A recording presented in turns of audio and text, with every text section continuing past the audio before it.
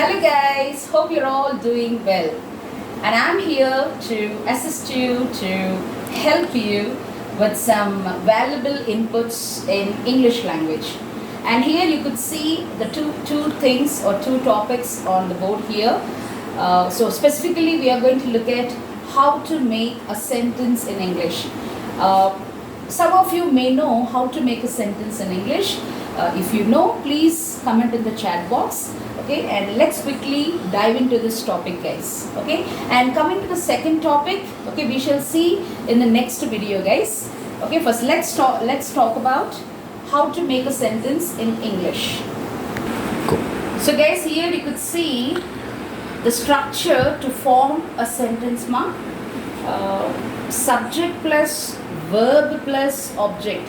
So these are the three important words to form a sentence. Okay, let's quickly see where does the subject come. It always comes at the beginning of the sentence, so please bear this in your mind, guys. Similarly, okay, object always comes at the end of the sentence. Okay, and for which, okay, here you see noun, okay, subject pronoun, and there you see noun and object pronoun, right guys? So here you need to know some ground inputs or some foundation sessions before you form a sentence. So maybe in the upcoming videos I will be posting, okay, some valuable inputs on nouns and pronouns, guys. So please wait for my videos. Okay, so here we see that we make a sentence with noun or noun plus pronoun, whatever it is. Both you could use or any one. Similarly with object also we use noun or object pronoun. So let's quickly see some example sentences. Are we ready, guys? So guys, let's look at some examples here.